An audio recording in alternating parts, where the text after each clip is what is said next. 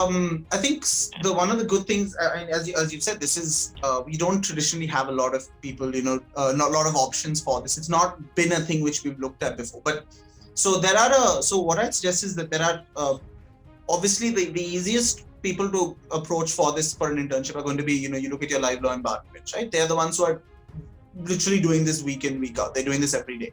So they are the ones who will, you try approaching them for internships. That'll be good. The thing is, at every digital organization, especially whether it's Quint, Scroll, Wire, all of these are also all covering it, the print as well. So again, their places again where you can approach. And if you come with your CV and say, look, I am a law student. I'm looking to kind of get experience in this. I'd love to be able to kind of work on that. Many will also agree to let you kind of work in that, or at least focus a lot of your work in the legal journalism sphere. Beyond just, sort of looking at it purely in terms of the news, there are other, having the ability to kind of understand the law and be able to explain it and write it out there are other new opportunities also coming up. I see it. So for instance, I don't know if you guys, some of you may know the Center for Law and Policy Research in Bangalore. They have a thing called the Supreme Court Observer, which is now I think being placed and spun off into its own kind of thing.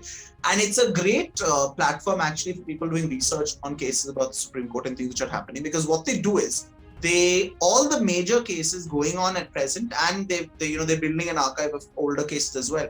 They not only they have case summaries, they have judgment summaries of all the key developments and orders and all as well. And very importantly, they also make sure that all the documents are there. So they collect the petitioner's documents and the respondent's documents and everything. They kind of try to build an archive of each of those things. And they are, for instance, I know they recently were looking to kind of expand their team. To not just have someone who's going to kind of be a person who'll be able to kind of get out the news reports which are coming, to almost kind of report on the big cases that are happening, but also have people who are going to help with that archiving kind of process and that putting that information together. And there are more and more of these kind of organizations coming up. Again, still it's a new field, it's a nascent field, sure, but these kind of options are coming up, and so what you should do at this point of time, if it's something which you think you might be interested in, is try to find these places. So as I said, definitely look to try and intern at LiveLaw, Bar and Bench. Send in an application even to other digital news media organizations. Send it to look for think tanks and things like look at, as I said, look at the Supreme Court Observer. Look at the Internet Freedom Foundation. So if you have an interest in that sphere of the law.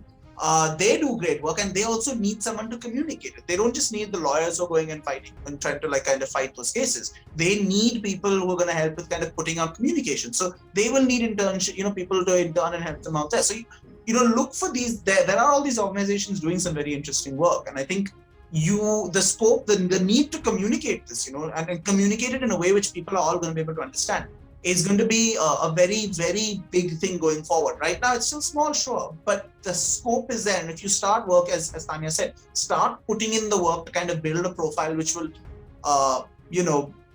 give you the option to kind of work there, and that could become an opportunity. And again, it's at the end of the day, yes, remember, the number of jobs in this are going to be smaller. So you should really kind of think about, wanting to do it. And again, what Taniya said, having a blog, or maybe even writing for like another person's blog is a good way to start that. We've also seen and something which I find very interesting is we see a lot of law students send us pitches for stories. They don't just wait for someone else. They'll send us articles which they've written about important things which are happening. And sure, sometimes, because it's a young law student, it won't necessarily cover all the things. But wherever we see that the article actually is making good argument, we'll try to kind of spruce it up and make sure that, or we'll send back with comments if there's any flaws or whatever. But we do genuinely look to publish it. And a lot of digital media organizations will do that. So, that's definitely a sphere to look for.